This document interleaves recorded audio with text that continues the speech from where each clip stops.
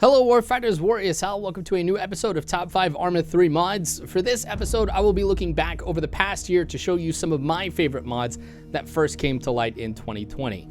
It was another excellent year for mods, and you mod makers, developers, and others who produce content for us players to use are all amazing.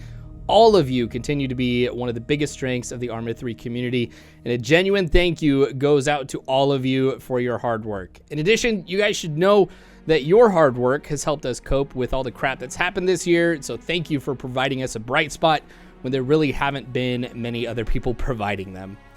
Next, let me say that there was a long list of mods that I wanted to include in this video. Since 5 mods didn't cover all the good mods that were released this year, I had to come up with a way to narrow down which mods that I would choose for this video. So here is the criteria that I used to determine this list.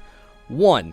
I only selected mods that were released this year for the first time on the Steam Workshop. While some mods got some incredible updates this year or really built up their popularity early on in the year, I wanted to showcase just the brand new ones that came out for the first time.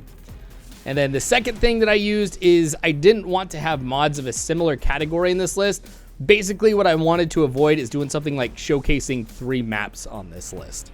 So the last thing I will say before I get into the top 5 Arma 3 mods from 2020 is that obviously everything that I say here is my own opinion, and I'm sure that you have some favorite mods from 2020, which I'm not going to showcase in this video. So if there is a mod that you know of that came out this year that you love, go ahead and mention it in the comment section so someone else might know about it. Some of these videos have really helped people find new mods, and I hope that the comment section for this video will do the same. To be honest, you have all introduced me to some good mods throughout the comment section, so I know that this works. But let's go ahead and get to the top 5 Arma 3 mods from 2020.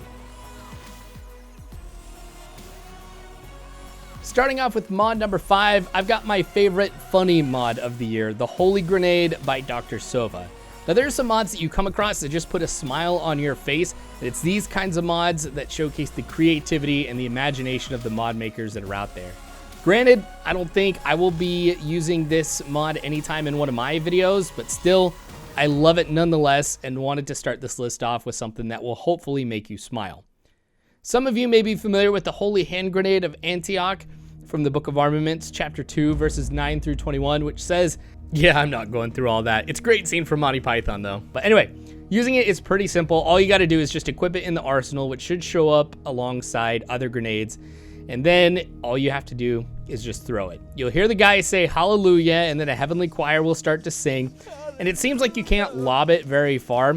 It has a pretty big blast radius, too, so you have to be careful about where and when you throw it.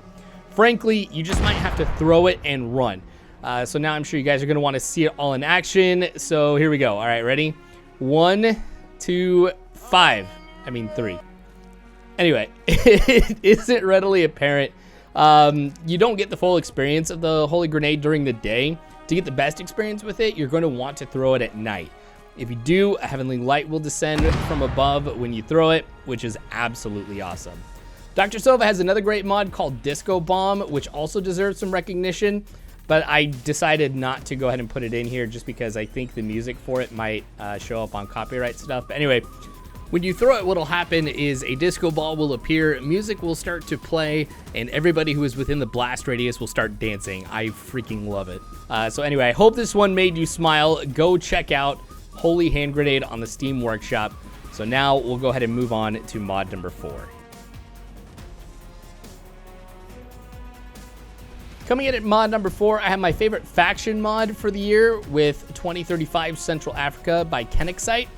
I should point out that this mod does require the Apex DLC. I usually don't include mods that require DLC, but I feel like Apex should be one that everybody has, and then also, you know, just kind of keep true to this list. Again, this is my favorite faction mod of the year, so I did feel like I should mention it anyway. Those of you who have come across these videos before know that I feel like as a whole, Africa is significantly underrepresented in Arma, especially when you consider that it is such a strategic focus for the West and East. So this mod solves the problem of not having African forces in the 2035 timeline by providing 3 different factions that you can use. The first faction you're going to see is the Central African Armed Forces. This is an independent faction, And this faction comes in two varieties that have camouflage that best represent the kind of terrain that you are going to find in Africa, tropical and arid.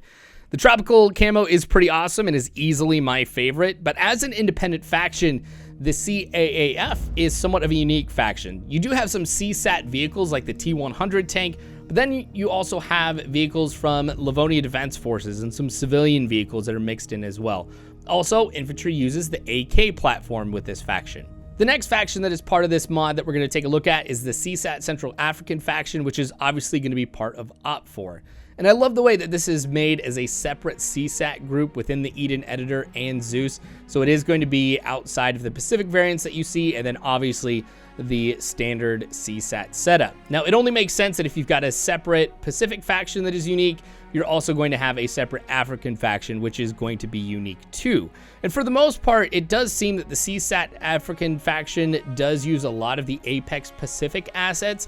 The texture for the tank, for example, appears to match the Pacific texture exactly, and at least it does to me. I mean, you got to remember, I am partially colorblind, so I could be wrong. But the biggest difference from what I can see with how this mod is different than the other factions is the infantry doesn't seem to use helmets. All in all, there's a lot of similarities to what you're going to see with the other CSAT factions. Now, the final faction is the Rebel faction, which is also going to be OPT4, and this is a pretty straightforward group. You kind of know what you're going to be getting out of an African Rebel faction. No uniforms are shared across all the units. There are no air assets or tanks that you can choose from, so it's a pretty light force. However, since you are knowing what you're getting, you can still throw in the units as you need them. Overall, 2035 Central Africa is a good mod and does expand on Arma lore. This is a must-have for fans of the 2035 timeline, as there are African countries that are aligned with CSAT. Not to spoil too much here, but you're probably going to be seeing me use this in the future, so be on the lookout for it. Now, let's go ahead and move on to mod number 3.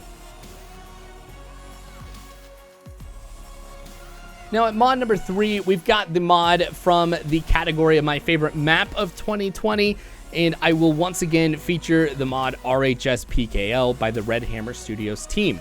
This map was previously listed on my top 5 Arma 3 maps video that I did earlier this year, so I recommend going back and watching that so you can see some more detail on RHSPKL as well as learn about some other great maps in Arma 3. I will say, though, that this map is my favorite tropical map in all of Arma right now, and the level of detail on this map is ridiculously impressive. It does a great job at giving you that Southeast Asian feel. From my understanding, this map is supposed to represent areas like in Vietnam, Cambodia, Laos, places like that. And this map is perfect for any type of jungle-themed operation or Vietnam War type of mission that you might want to do. Now, recently, Task Force Odin did a deployment on this map, and during that deployment, we got to travel to many of the different areas and also see some of the big features of it. With every mission, we got to see a different side of the map that made me appreciate it even more. This map features a lot of cool terrain features like pre-placed forward operating bases and other defensive structures that you can use right off the bat. There are puddles of water that are on the road that shine in the sun, making you feel like that it's just rained. This map also has a large river along the center part of it that is perfect for taking boats on and engaging forces on the shore. Dense jungles obviously are part of this map, and villages that look like that they have seen better days. Now, with the jungles, I will say that they are great if you want to feel the stress of having no idea where the enemy is until they're right on top of you. But one thing I should point out about this map, though, is that to have the best experience, you will want to limit your view distance. So I recommend using CH view distance on this map. There are many objects that you're going to find here, which is great for detail, but it's not so great for performance. And if you do have to turn down your view distance, I really don't think you're going to notice it. I didn't notice it because when you're in the dense jungles and you can't even see 10 feet in front of you, it doesn't matter if you have that view distance turned down to a low number. But I believe that this is the first map that RHS has put out, and it's fantastic for their first map. RHSPKL does get me excited to see what other maps RHS is going to put out in the future. So now, on to number 2.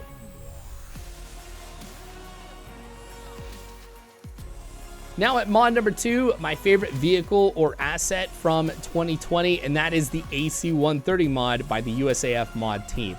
I know that I wasn't the only one who got excited to see the USAF mod be updated and released on Steam. However, I did notice pretty quickly that the AC-130 was absent. I can tell you that even though the AC-130 has been released as a separate mod and it has taken a little bit longer to get it finished, the wait has been worth it.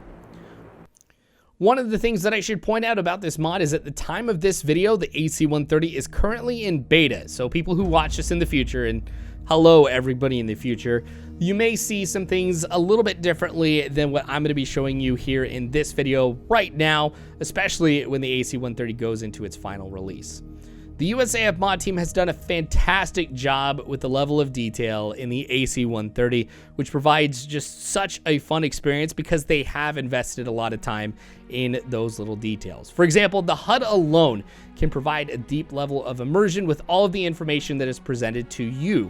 The mod does provide a quick guide to the HUD on the Steam Workshop, since there is a lot of information. Whether you're the gunner or you are the pilot, I recommend taking a look at it. However, I will say that if you played in a Blackfish or in another aircraft in Arma 3, a lot of this is going to be pretty intuitive. Still recommend, though, checking it out nonetheless so you can make sure that you have everything down.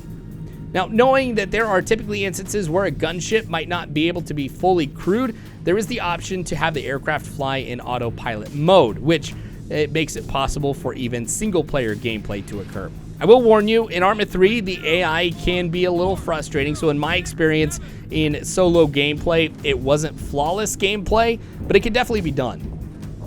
Now, I love the AC-130. There is no aircraft like it anywhere in the world, and it provides a unique experience in the game. Obviously, it's a blast being in the aircraft itself, but it can also be a blast when you are on the ground, knowing that every explosion around you that came from that AC-130 makes it so you have less enemy that you have to deal with, and that is especially awesome when you are pinned down.